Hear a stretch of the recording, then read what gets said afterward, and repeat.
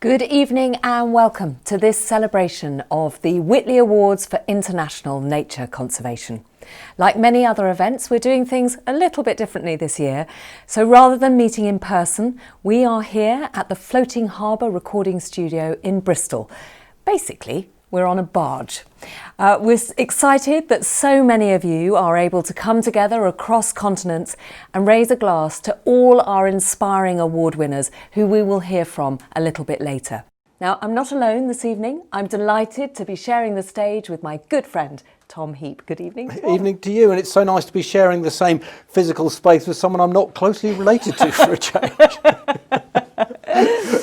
But what's not changed this year is the celebration of the Whitley Award winners. This amazing event is the culmination of a global search to identify some of the world's most effective grassroots conservation leaders and support their groundbreaking work for wildlife. Now, of course, the pandemic has affected us all, people's families, friends, lives, livelihoods, physical and mental health.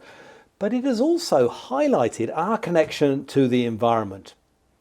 We've also been seeing the devastating impact of the climate crisis, with temperatures reaching an all-time high.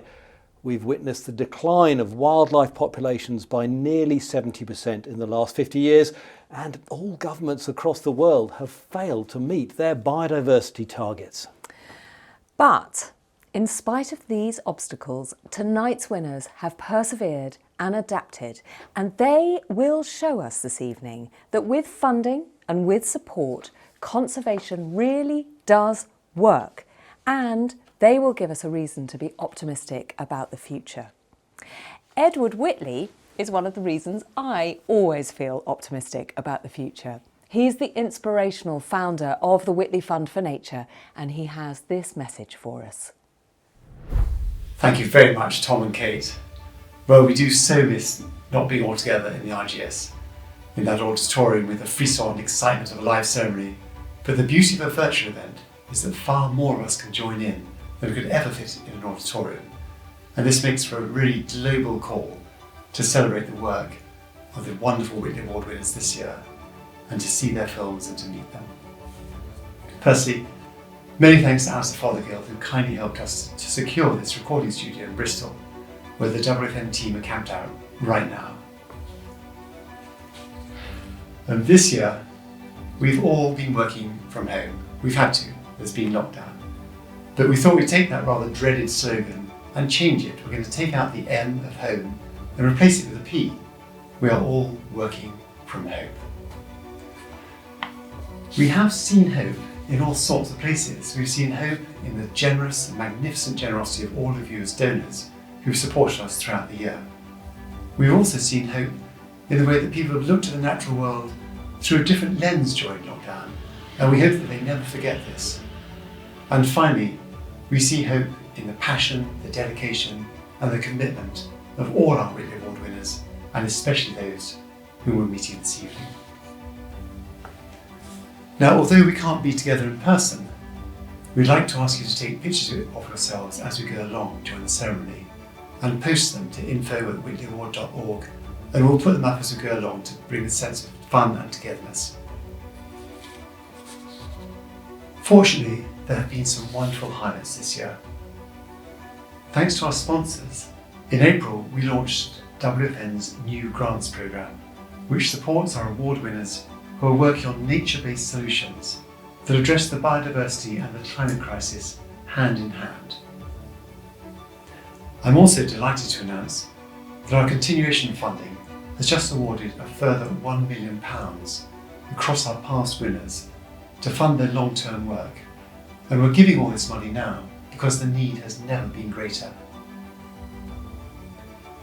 The lockdown has affected all our lives in different ways. It's hampered conservation work as much as any other work. Our winners have all suffered a severe drop in their income, and we too as a charity have also suffered a steep fall. But we hope that our winners' work will resonate with all the donors who see it, and that by 2021, by 2022, we're going to recover our levels of income. Before handing back to Kate and Tom, there's a few heartfelt thanks I'd like to make. First of all, to our fantastic Whitley Awards team led by Danny. We last saw each other in a pub in February, which was a different world then. And Danny, and her team, Georgie, Janice, Lydia, Brian, Victoria and Amy, have continued to run the charity, to manage all the relationships across the 200 winner network, and of course connect with all our donors. Our trustee, Sir David Attenborough, has once again kindly given his time to narrate our winners' films, which we'll see this evening. They are our private premiere, and these films have once again been generously produced by Icon Films. Our patron, Her Royal Highness the Princess Royal, she's never missed a ceremony and she's not missing tonight. She's made a recording for us, which we'll hear later. Tom and Kate, thank you for being such fantastic, dynamic ambassadors. We never thought we'd be in this situation, and we can't think of two better people to be in this situation with. Finally, thank you all on this call. Thank you one and all for your generous support through this year. Well, it's been a terrible year for sure. We've seen all the contents of Pandora's box let loose on us. We've had fires, floods, droughts, and of course this plague.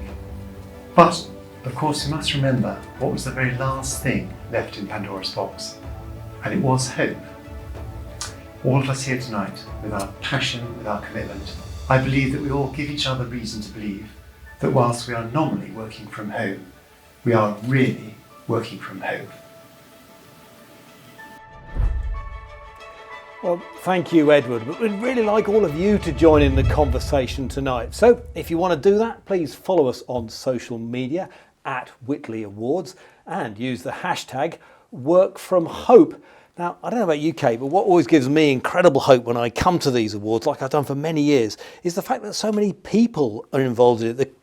The community's involved in the individual places. It's not just about the animals. Absolutely. I mean, I think that is the thing that makes me kind of proudest of being an ambassador for the Whitley Fund for Nature is not least, I mean, as you saw on that film there, this is a charity run by just 6 people, and it really punches above its weight. But I think what you say is key. It's not just a charity that is brilliant at identifying really good local conservationists. So the people who really, they are from the country where they're working, they understand not just those habitats and the species, but as you say, the communities that are key to engage. Otherwise, all that work basically would be wasted. Yeah, it gives it real durability if it's got that anchoring in the community. Absolutely, absolutely. As Edward said, it has been a terribly difficult year for everybody this year, and all charities need our support and our help.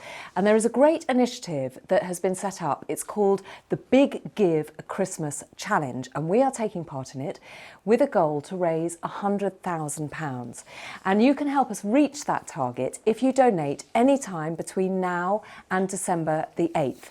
You can use the link below, and the Big Give will double your donation. So whether it's in honour of someone on your Christmas list or your personal contribution to the future health of our planet, your money, as you will see now, will be put to very, very effective use.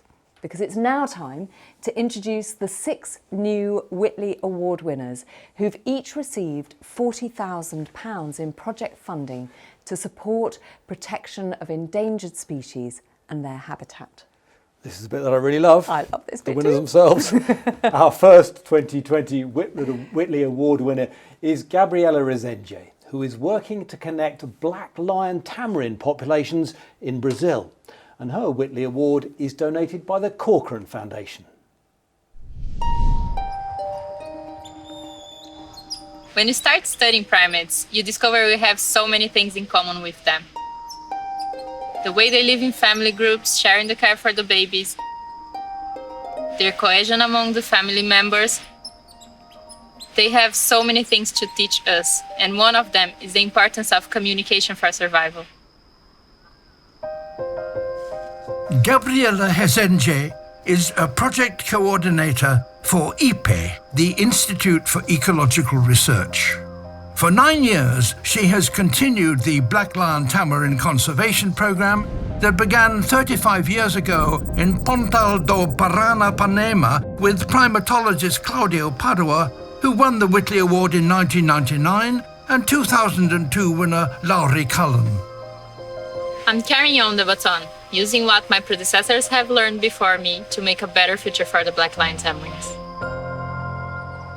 Their home is the Atlantic forest, simultaneously one of the richest and most threatened biodiversity hotspots on the planet.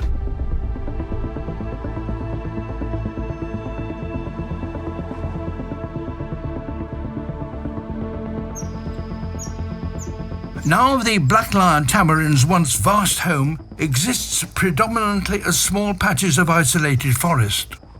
For the last 35 years, work to reconnect tamarin populations by planting forest highways has seen the restoration of Brazil's largest corridor with nearly 3 million trees linking the remaining patches. But to save them in the long term, Gabriela and her team need to manage their fragmented population to avoid inbreeding. She'll also need continued help from local people in replanting their home with saplings grown in community-run nurseries. Whitley Award funding will play an essential role in ensuring the black lion tamarin's survival and engaging people in the protection of the Atlantic forest through citizen science. The project aims to establish 45,000 hectares of continuous habitat, benefiting a host of other species. I continue to be inspired by those in my field. I can learn a lot from them, and I believe that now, after many years, we can do a lot for the black lion tamarin conservation, especially if we work together.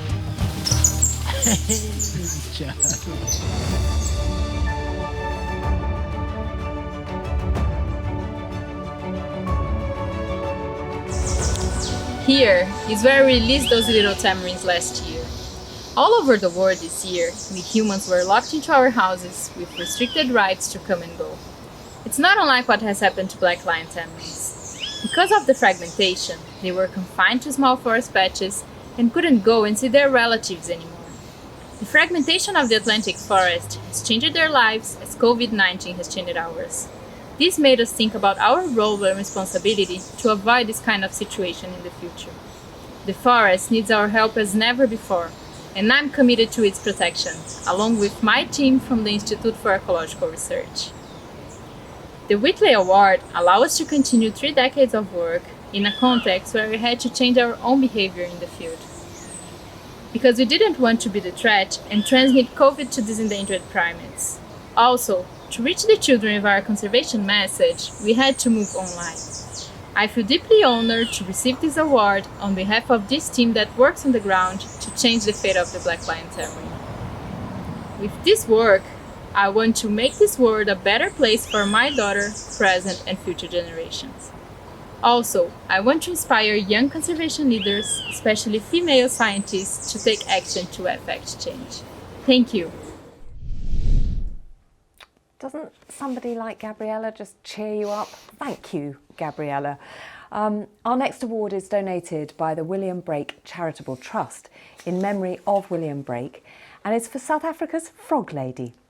Jean Tarrant is creating a countrywide strategy for amphibians.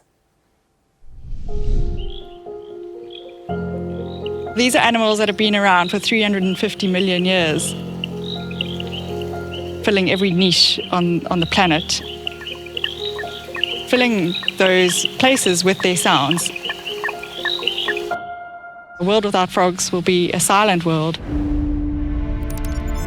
The global decline of amphibians is the worst of any single group of vertebrate animals since the dinosaurs. Globally, the situation is dire. Today, frogs face extreme pressure from unprecedented habitat loss, disease and water pollution. Dr. Jean Tarrant is the manager of the Endangered Wildlife Trust's Threatened Amphibian Programme. Her work in South Africa uses endangered frog species as ambassadors for habitat conservation.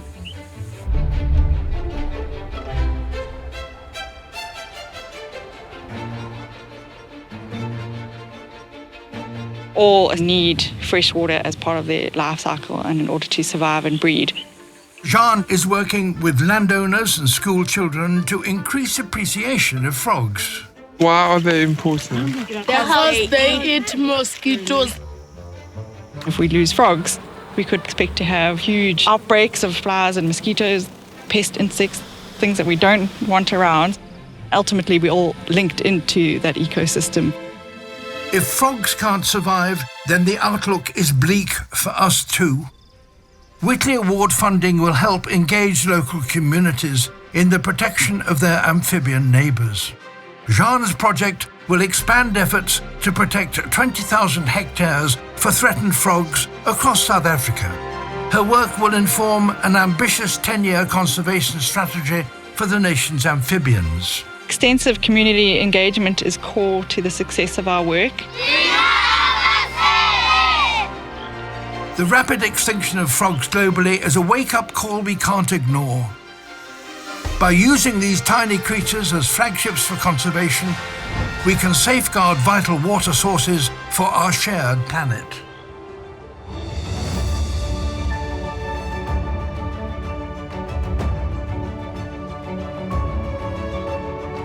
Hello, I'm Jean from South Africa, where I'm known as the Frog Lady. If you told me 15 years ago, though, that I'd be accepting an award for a career in frogs, I wouldn't have believed you. In fact, I was quite terrified of them growing up.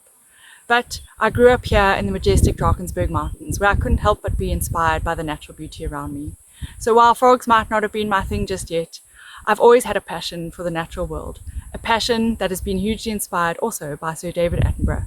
So to have a film narrated by him is extremely special. Thank you. So why frogs? I guess they found me. In 2006, I took up a study on the frogs of the very mountains of my childhood. I had no idea what a fascinating and diverse group of creatures they were. But along with this discovery came the realization that they are also the most threatened animals on the planet. An award from Whitley is not just a recognition of my conservation work for frogs, but the urgent need for widespread protection of amphibians around the globe today. I'm excited to report that as a result of the award, we have already discovered 20 new localities for 4 threatened species, spaces we are working to protect. Thank you, Whitley, for your support of my work, which wouldn't be possible without the diverse and committed team I'm privileged to work with. Now, we are going to attempt something quite brave. From our barge in Bristol, we are hoping to go live to the field in South Africa to speak to Jean, maybe even take part in some live frogging. Don't laugh, Tom Heap. Jean, are you there?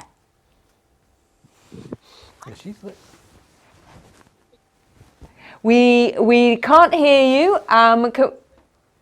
Just if we can, we're going to unmute you. Our techie guys are going to unmute you.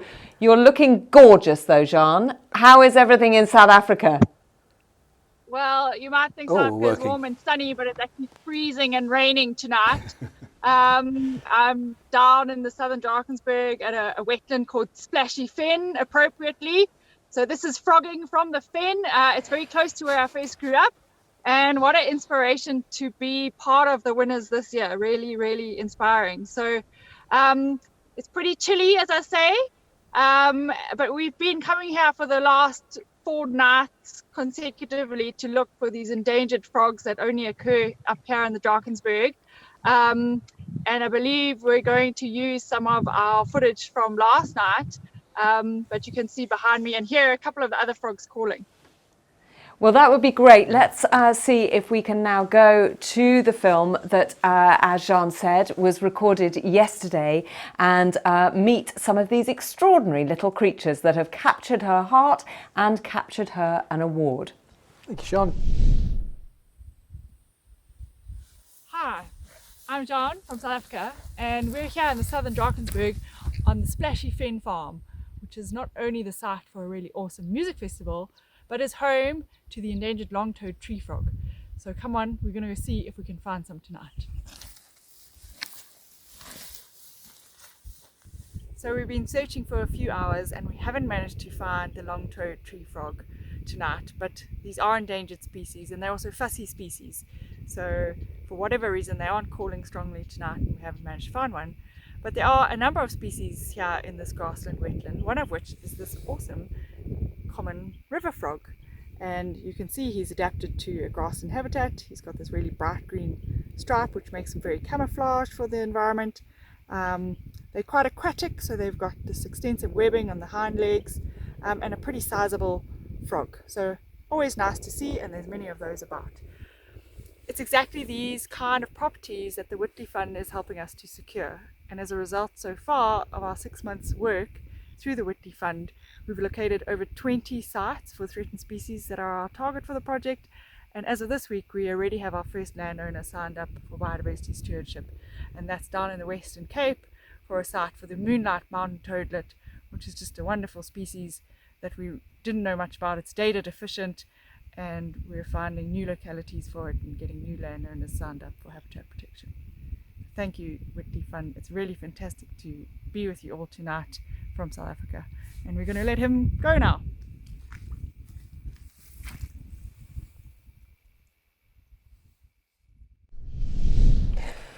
Well, thank you, Jean. I really love that livid green stripe on the back of that frog, isn't it? And what I love is that, you know, people tend to think that conservation is about the kind of the big, dominant, dynamic species.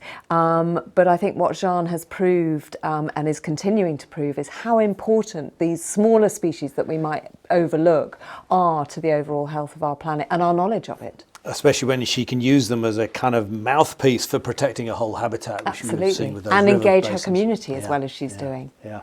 Well, next we travel to Indonesia's rainforest to hear from our next winner, Yoki Hadi Prakasa, who is working to save the last stronghold of the helmeted hornbill. Yoki's award is sponsored by the Mava Foundation.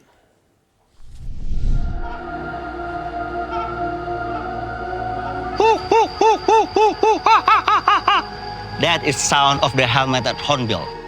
It's like a bird of myth, like a phoenix. Yoki Hadi Prakasa at Rongkong, Indonesia, has been fighting to protect this mythical-looking bird in the Indonesian province of West Kalimantan in Borneo. It is not an easy job. The helmeted hornbill's solid keratin casks, known as red ivory, are highly coveted in the illegal wildlife trade. A recent surge in demand meant that the species status went from near threatened to critically endangered in just 3 years.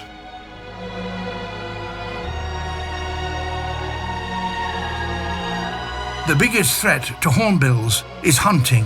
Driven by poverty, locals shoot the male birds, which is often a death sentence for a nesting female and her chick. If the hunter shoot the males with slow breeding rate, that it will be catastrophic.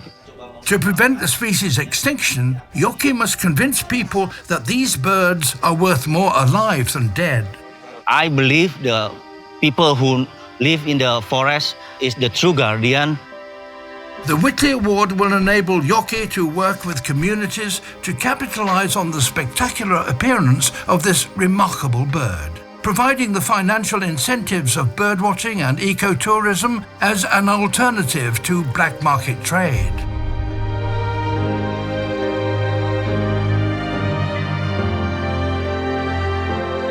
By creating livelihood opportunities, the project will incentivize conservation of this unique rainforest species, turning former hunters into hornbill guardians. We need to have a positive hope that helmeted hornbill futures will always be bright.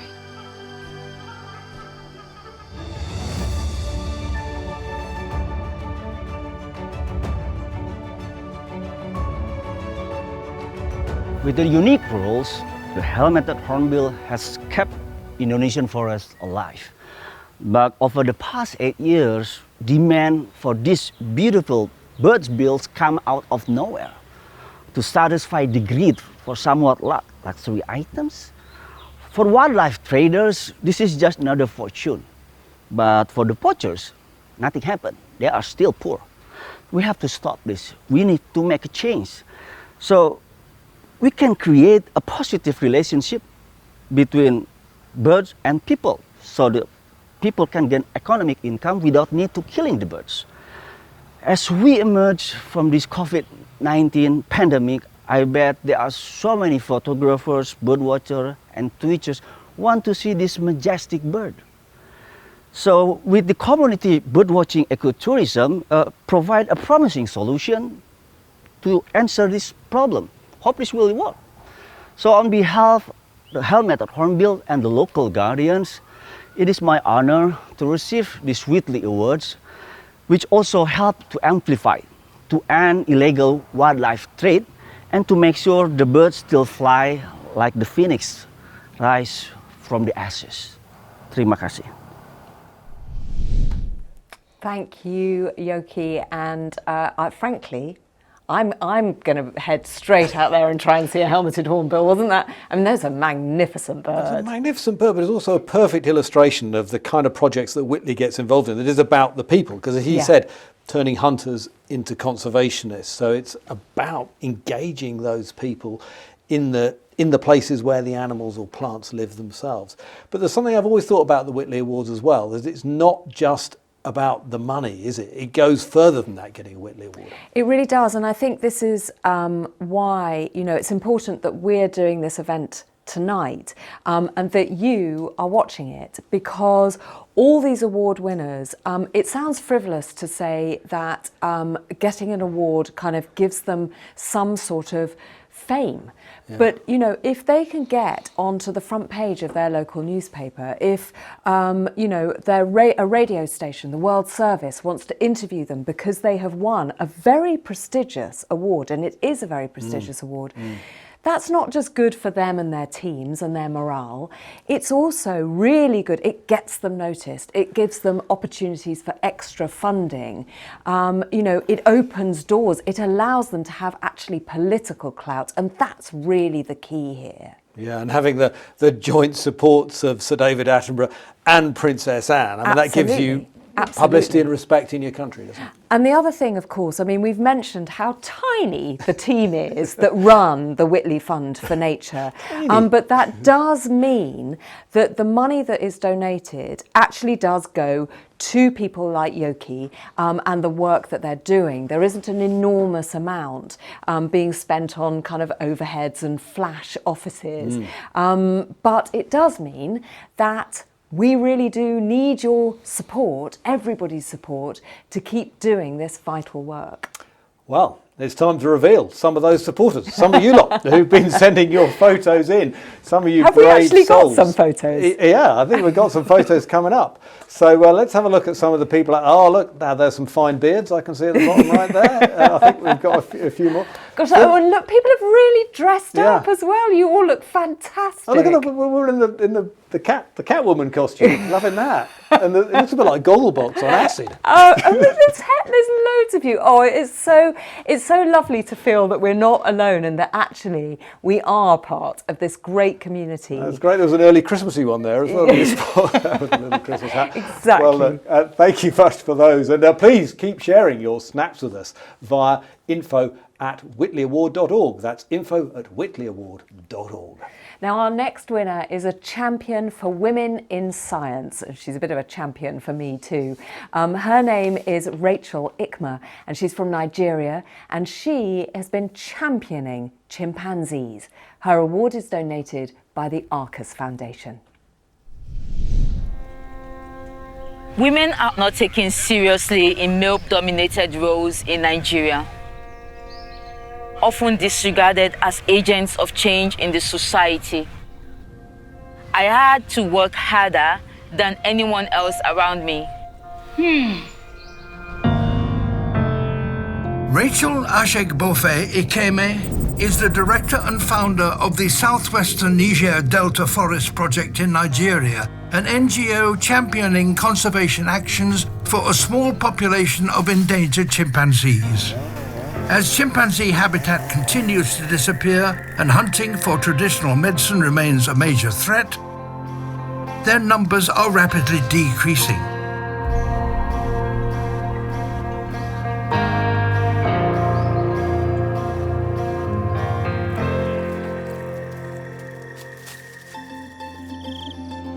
Rachel works in the Ndare Forest Cluster and Isa Forest Reserve, the most threatened and least studied areas within this great apes range.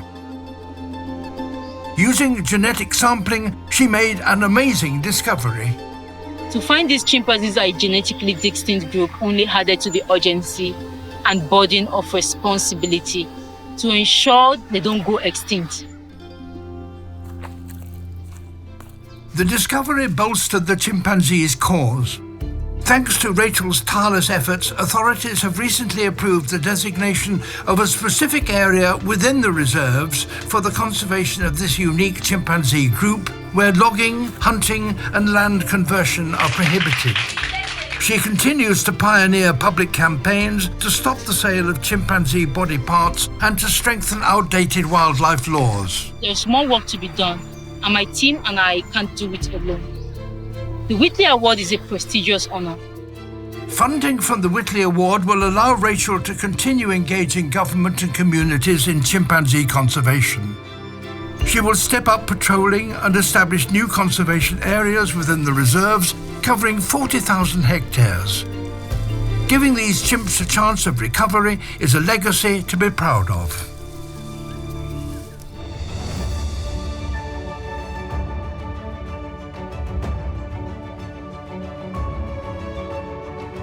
I didn't set out to be a conservationist. It's not what young girls in Nigeria aspire to, especially not 15 years ago when I started out. At that time, my mother would ask me when I was going to get an actual job. And then, of course, there was the pressure to get married and start a family. But necessity was laid on me to address the conservation issues taking place in my home country, particularly in the areas I am working. There has been an onslaught on the Nigerian lowland forest, devastated by people, corporations, and even government. Chimpanzees and other wildlife populations are reducing rapidly and may disappear completely. It is appalling to imagine that about 95% of this ecosystem has been lost within the last decade. What is life in the wild without a habitat? The clock is ticking for chimpanzees and even for all of us to reverse the current trend. Thanks to the Whitley Award, we are establishing protected areas, the very lifeline and safe haven for this unique group of chimpanzees to not only survive but to thrive against the odds. My mother now gets it. These days, she would even ask me when next I'm going to the bush, because she now realizes that the more time I spend in the bush, the more hope we can offer younger generations of Nigerians. Thank you.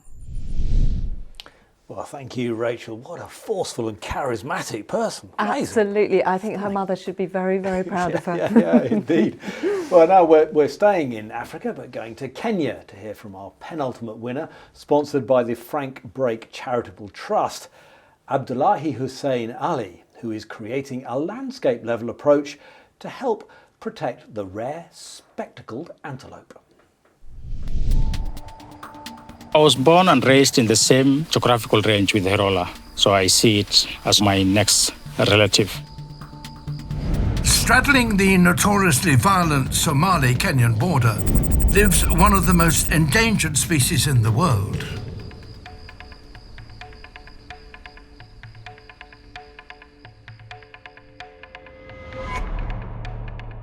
Dr. Abdullahi Ali is the founder of the Hirola Conservation Program. His work spans over 6,700 square kilometers along the border, covering Garissa and Lamu County, and extended into Somalia, where Hirola are now thought to be extinct. I work in a very remote and volatile area, pretty intimidating situation. As Hirola occur along the border, previous conservation efforts had been limited to opportunistic field visits. Past Hirola conservation efforts were also led by outsiders. Me, as a local, I wanted to change this and drive a vision that's well-grounded, well-rooted and locally supported. Although poaching plays a role, it's largely loss of habitat that's causing the demise of this grassland-dependent species. By working with communities in Somalia and Kenya to restore grassland habitat, the Hirola Conservation Program is bringing the species back from the brink. We are engaging the communities and helping them participate in every single process we do.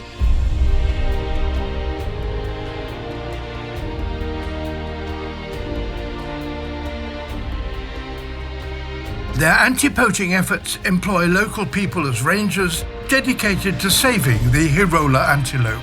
With the support of WFN, it will allow us some continuity in the recovery of this species.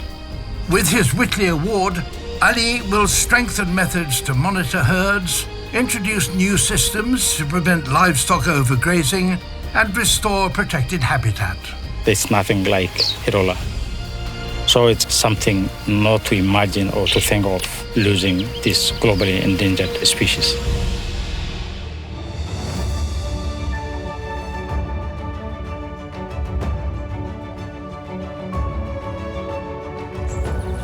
I was born and raised in the open fields behind me here in Garissa County, Eastern Kenya. Both of my parents were livestock farmers, and as a child, I used to help them take care of our livestock. Of course, my life was a living hell trying to outsmart predators.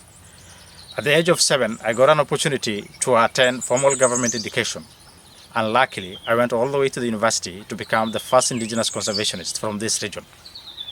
I share home with the Hirola antelope, which is a globally endangered species threatened primarily by habitat degradation. However, habitat degradation, unlike many other threats, is reversible, given modest amount of funding and technical support. With my Whitley Award and recognition, I'll be able to scale up the current conservation efforts that we are doing, and will not only give Hirola a fighting chance, but will also uplift the living standard of my people. Thank you. Well, we're now heading live to Kenya to speak with Ali and his team, who are celebrating the win. Have you got some folk with them, friends with you there, Ali? Hi, Ali. Can you hear me okay? Have you got got a group with you there? Yes. Unfortunately, then they can't come. One of my cameras has failed. So Ali, congratulations on your well-deserved award. How important is it for you to be able to work with your community in respect to the success that you're having for conserving this amazing antelope? It's probably the best thing that has happened in my entire life, working with my own people and my own community to save our own natural environment. So it's something really, really deeply inspiring. And I just want to say thank you for your support and all the technical support and other general support that we got from the Whitley family. And I want to say special thanks to the supporters as well. I want to show you how we traditionally dance here when we have a huge celebrations like the Whitley. We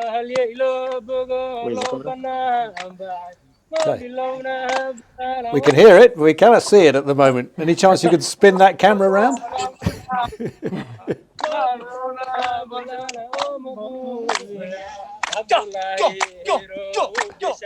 Oh, yeah. Okay, bear with us, everybody. Apparently he's got another camera that's about to connect and work. Okay. Really love live telly, Kate. We can see your award though, Ali. That's looking great. Yes. Okay. Oh, sorry. They've got there we are. On the other screen. Excellent. It's happening. With the logo. Oh, that's fantastic. Oh, that's a lump in the throat, isn't it? It really, Oh, we're up here really now as well. does. Look, we're behind us as well. Proper celebrations there in Kenya, and very, very well deserved. That's just a lovely, lovely thing to see. Well, there's Ali as well. I He's wish we could getting be on with the you, app. Ali. That's It's pretty fuzzy, but you definitely get the mood. You get the emotion from it, don't you? You definitely get the mood. Well, we will say goodbye to Kenya now and introduce you to our final winner, who is Funsho Thinley, who is working with communities in the high mountains of Bhutan to halt poaching of the alpine musk deer. His award is sponsored by Anne Rees.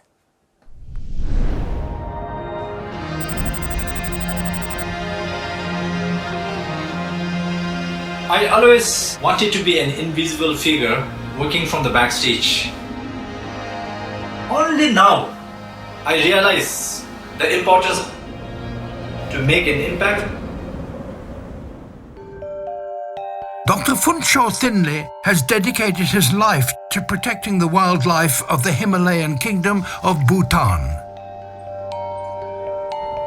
Here, the alpine musk deer is facing local extinction. They are exploited for their musk pods, scent glands found only in males, which are worth more than gold due to the demand for their use in traditional medicine.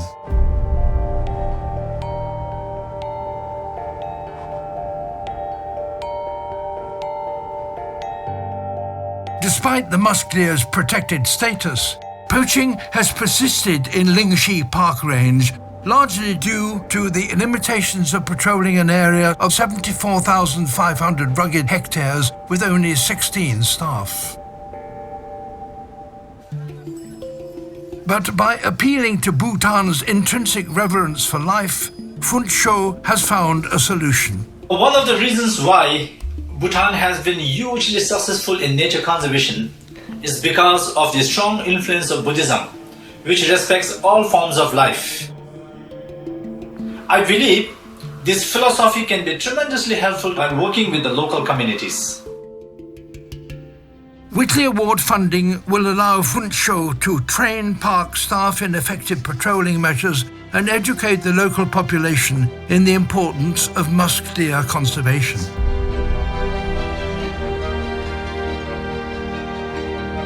By 2022, a quarter of residents will also be trained in patrolling and ecological monitoring, boosting capacity to safeguard the park's wildlife.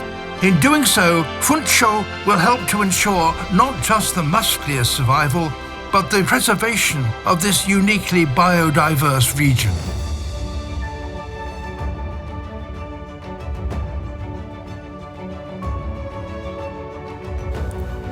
Dear ladies and gentlemen, I am Funsho Thinley from the Himalayan kingdom of Bhutan.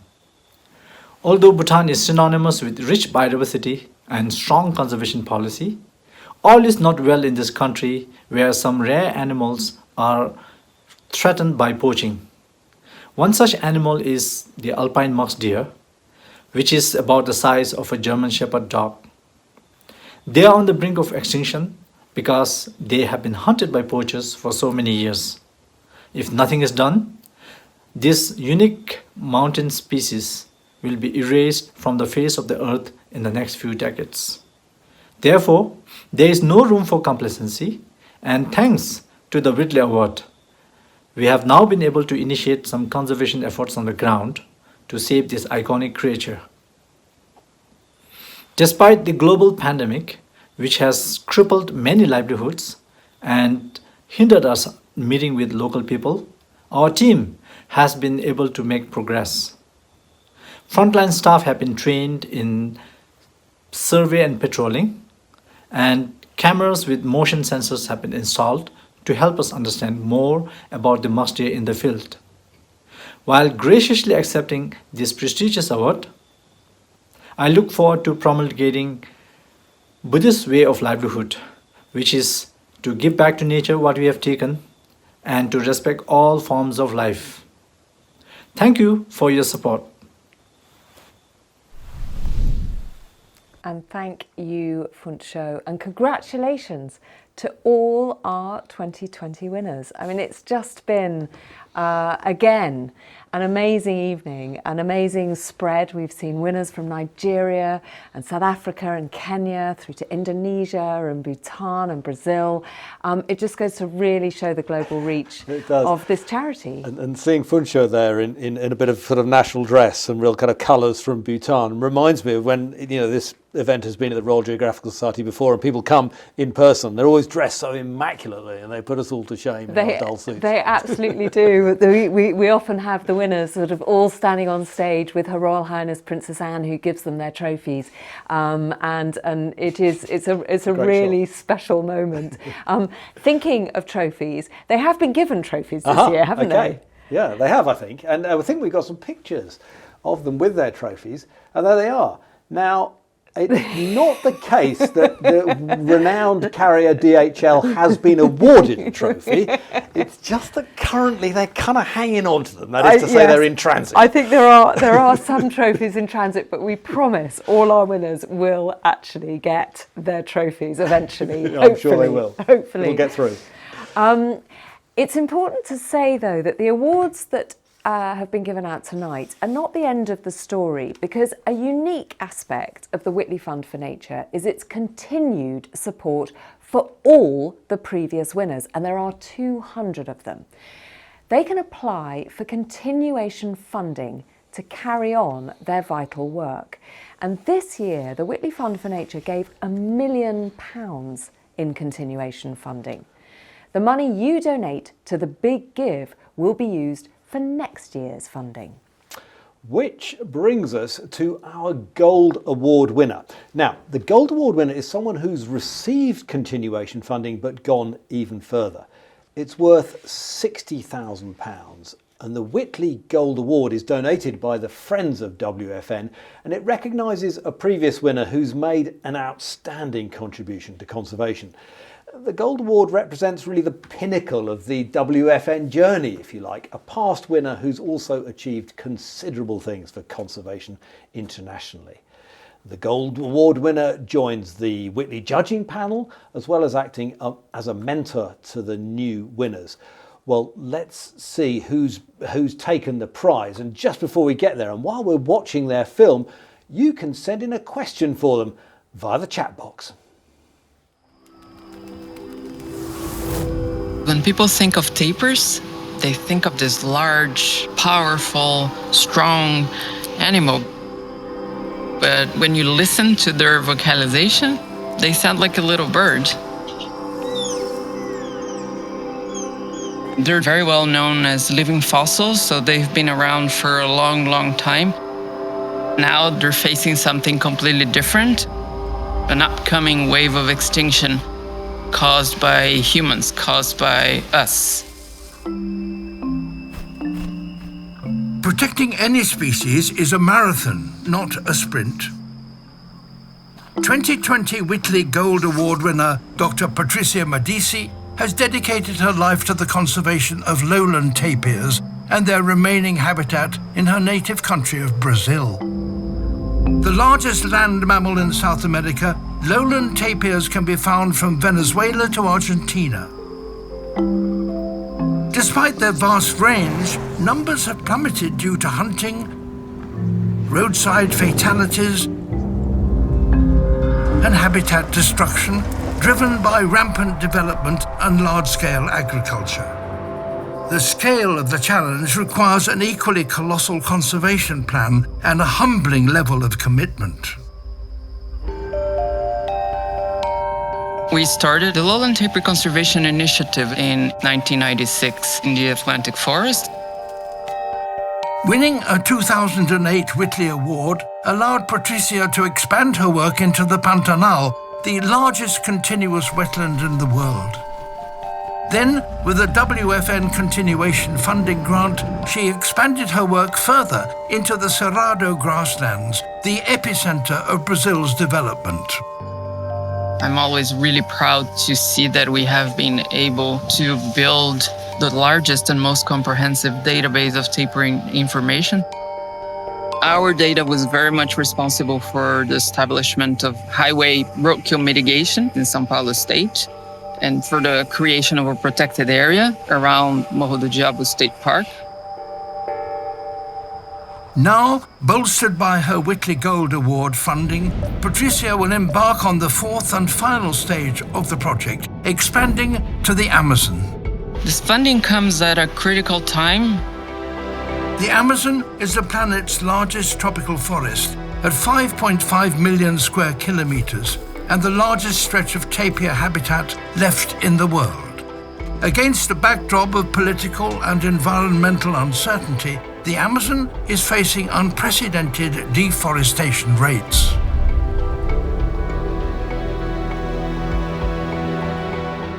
Using WFN funding, Patricia's project will combat threats affecting tapirs along the Amazon's deforested southern arc in the states of Mato Grosso and Pará. In the other three biomes, Patricia and her team will build on her existing tapir conservation work. In the Atlantic forest, they will assess the progress of the tapir population 10 years on from their original study. In the Pantanal, the team will maintain monitoring of resident tapirs using telemetry and camera traps to inform action. The Cerrado program will continue spearheading protection for tapirs against road deaths, pesticide pollution, and poaching. Together with her team, they will develop tapir conservation strategies to be delivered in each of these ecosystems. I'm very optimistic. Conservation projects of this magnitude require marathon runners like Patricia Medici. 24 years of commitment and experience have positioned Patricia as an international ambassador for tapir protection, and she's trained a cadre of conservation leaders along the way while collaborating with other Whitley Award winners. I bring them to the field with me. That's where I am a good teacher. And make sure they fall in love with all these different habitats, they fall in love with tapirs, they fall in love with conservation. If we keep working and if we keep paying attention to these animals, I'm confident that they will be with us for the future.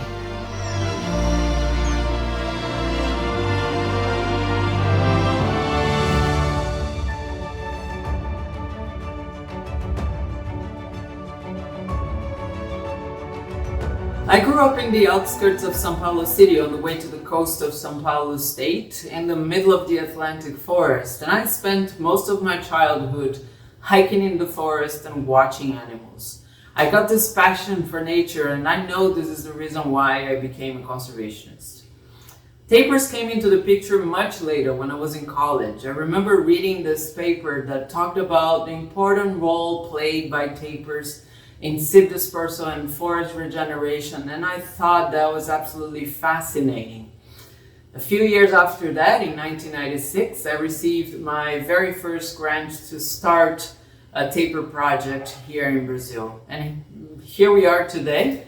What started as a very small project took over my life.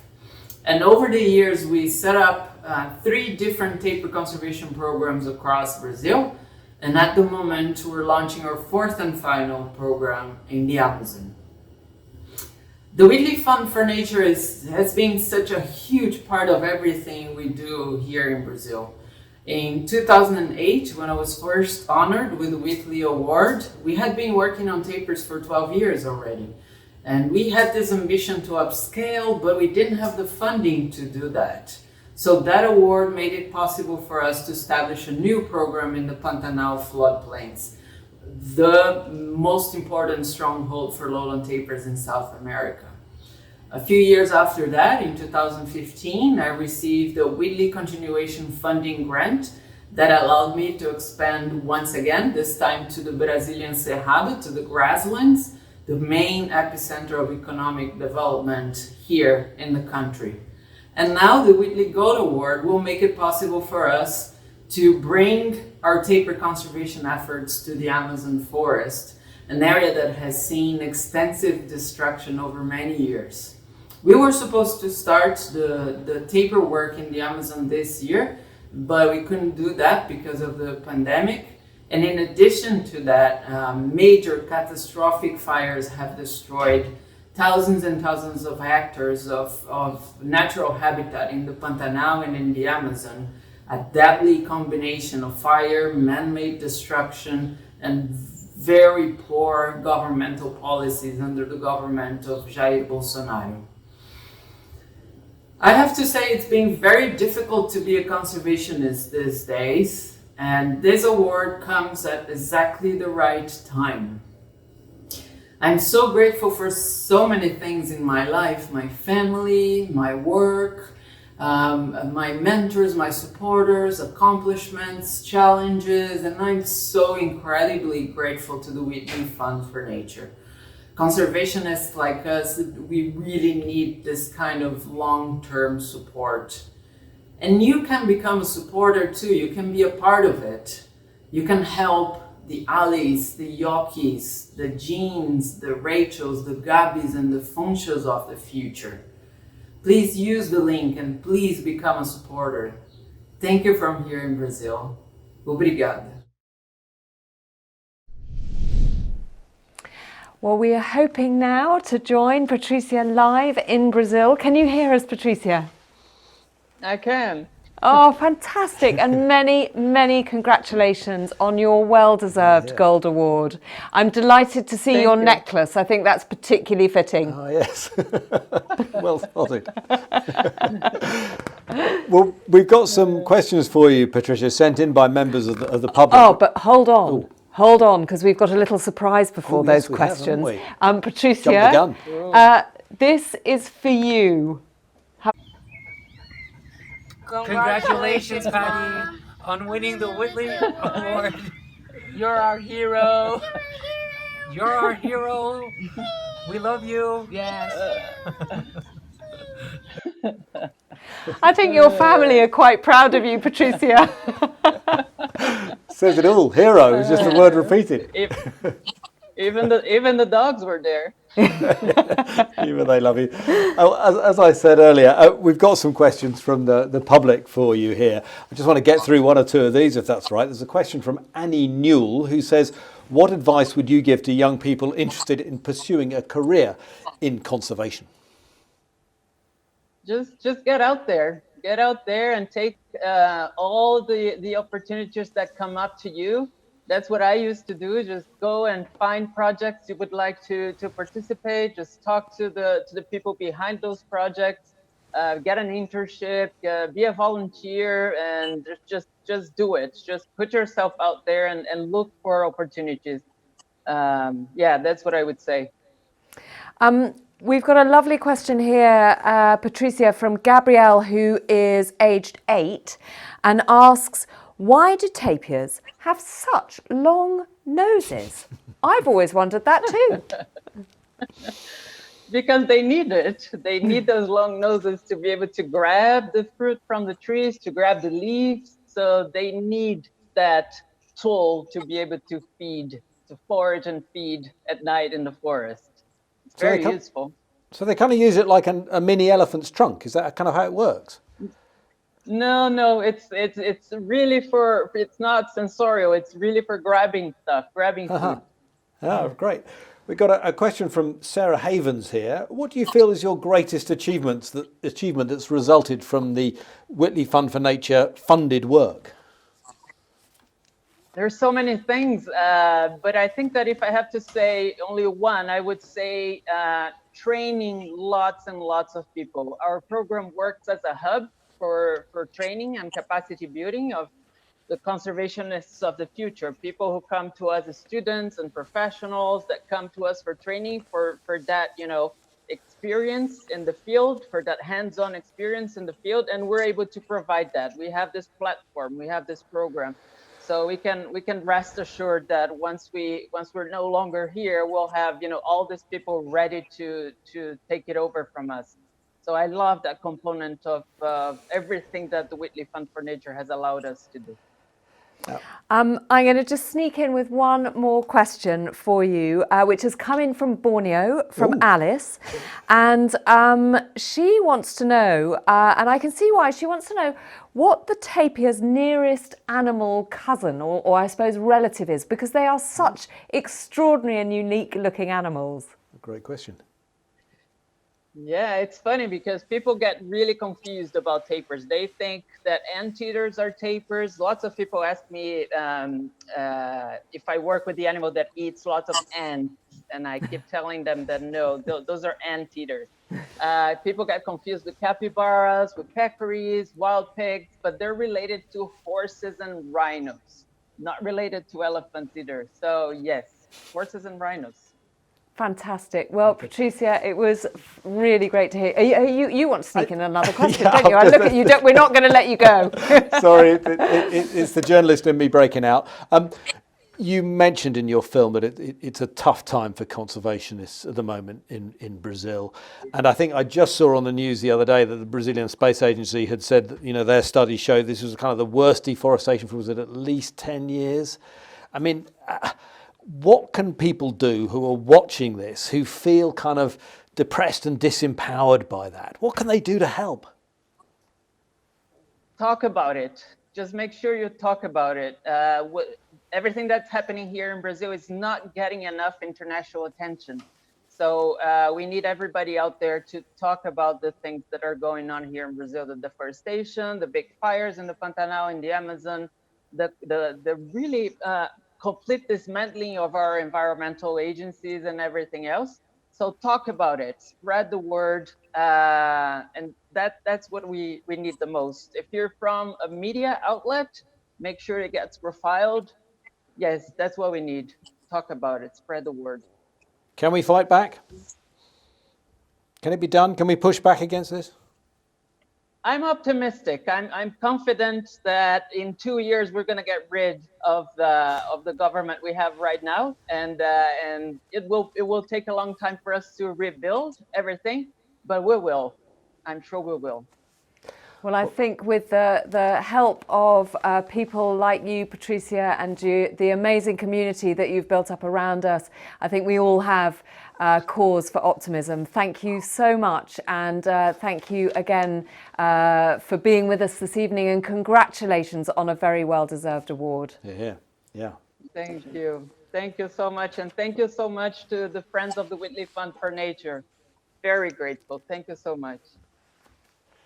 Amazing woman. Yeah, and I mean, talking about ways we can all help, we can, as she says, talk about it, but we could also give a little bit of funding for people like her and other Whitley Award winners. We absolutely can, because, and we've been saying, we all know that these have been very hard times, but during these hard times, support of WFN's work is all the more precious. So we actually would like to say a really heartfelt thank you to two supporters who made this evening possible. They are Sarah and Paddy Wills, and they're the founding partners of Early Market and the official Whitley Awards partner. So let's hear from them. Hi everyone, Sarah and I are here in Suffolk during lockdown, and we wanted to tell you a little bit about our support for WFN. So Sarah, how long have you known WFN? I've been involved with them, I suppose, probably for 10 years. What is special about WFN for you? I think the size. I like the fact they're quite small. I like the fact that they're global. I like the fact that they invest in the people in the countries where the projects are taking place. They don't just fly people in from outside. And are there any particular Whitley Award weeks that have piqued your interest? I think I really enjoyed sitting next to Caleb Before-Boateng and him talking to me about his project on the slippery Togo frog, a not particularly attractive animal, but hugely important. And he'd done such incredible work with the local communities who were eating the frogs, basically. Yeah. They were eating the amphibians as part of their diet. And as a result, these frogs had become extinct. Yeah, he was brilliant. He brought them back from the brink, yeah, and had an incredible education program with the people in the surrounding villages. So he was a very inspirational character. On that note, I hope you have a great day, and may the show go on. Well, thank you so much to the couple who are the brains behind Early Market. It's good to understand how WFN's mission motivates our supporters. And if you would like to become a supporter, please consider donating tonight, or just get in touch. And now we're going to hear from someone who has supported the work of WFN for over 20 years. It's our patron, Her Royal Highness, the Princess Royal, who has recorded a very special message for us. Good evening. I welcome this opportunity to offer my thanks and congratulations to our 2020 Whitley Award winners, who have gone through so much this year. You really do make a difference, and you deserve and get our wholehearted support.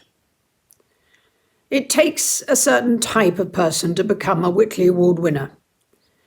The Whitley Fund for Nature has a knack for finding these leaders, real leaders, with astonishingly good understanding of the challenges facing their society, proving what can be done, even if that meant setting an example on their own. Their human touch is what makes their conservation work a success, because in the end, conservation is about people and their relationship with their environment. I shall miss the opportunity to meet and be informed by our award winners. Over the past 27 years, the Whitley Fund for Nature has awarded over £17 million to 200 alumni. With this comes a growing responsibility to find new winners, but also to continue to support them through a direct funding stream. The growing alumni network also presents us with a unique opportunity. The Whitley Fund for Nature's USP is the added value conservationists gain when they become part of this network: raised profile, increased political influence, greater ability to attract funds, and access to a global group of peers. By enabling collaboration, we can maximise winners' collective impact as a force for change. Thank you to our long-standing supporters who have made our work possible. For this to continue, we need your support now more than ever. This year has reminded us of the fragility of not just the natural world, but the human part as well. Our own health is reliant on a healthy planet, and investment in the preservation of our natural world will see returns paid many times over. I'm sure that I don't need to encourage you to support the Whitley Fund for Nature after this evening, but if you donate this week through the Big Give Christmas Challenge, your money will be doubled, just in case you needed a further incentive. Thank you, and congratulations to our winners. Thank you very much, Your Royal Highness, and thank you all for taking time to join our celebration for conservation heroes. And everyone who's been inspired to donate. Come on, you want to get something off your chest here? Well, I just want to say there is no one, I think, who asks for money in a more eloquent and elegant way than Her Royal Highness. It's so funny, and she's basically saying, come on, give us your money.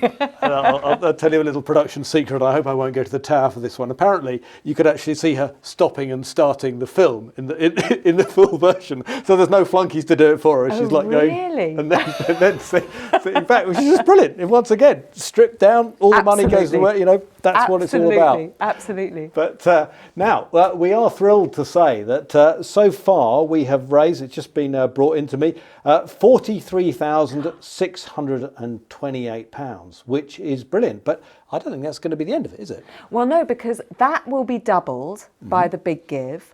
Our target was £100,000. Now, you've got until the 8th of December, but why wait until the 8th? I mean, you know, just donate now. And we could maybe we've got a few minutes left. We could hit that £100,000 target, which would be amazing. And of course, you know, if we raised a little bit more than £100,000, no one's going to complain about that, are they, Tom? No, certainly not. No, I mean, it would be, it's just, I've always felt this every year when I've been to the Whitley Awards. You come out feeling so inspired, don't you? You leave that auditorium uplifted and positive, and you really, it makes you remember that there are some great people in the world doing truly great things. And, you know, we tend to concentrate this year more than ever on all the negatives that are going on. And there are many of those, we can't deny that. But we mustn't forget that there are some really good positives too. And the Whitley Awards are achieving this extraordinary result for conservation around the world on what is, by global terms, a relatively small amount of money. We're talking about the singles of millions overall. Exactly. And yet we're doing all that. I mean, exactly. Just the power there is extraordinary. That is the thing, you know, it is actually relatively small amounts of money that are, you know, making such a tremendously huge difference. It is all about punching above your weight, and this is a charity that does it. It sure does. All that money you give will go to support wildlife conservation. Could there be any better reason to chuck some pounds in the right direction? I'd like to say congratulations again to all our amazing 2020 winners for their incredible and such important work. Thanks to all the donors who make these awards possible, and thank you for watching and getting us almost to target this evening. I'm hoping that £7,000 is just, you know, eking its way over the line. But what we hope most of all is that tonight has left you feeling as inspired and optimistic as us. And hopefully we'll be able to see you in person for the 2021 awards. So from Tom and me and the Whitley Fund for Nature team, good night. Good night.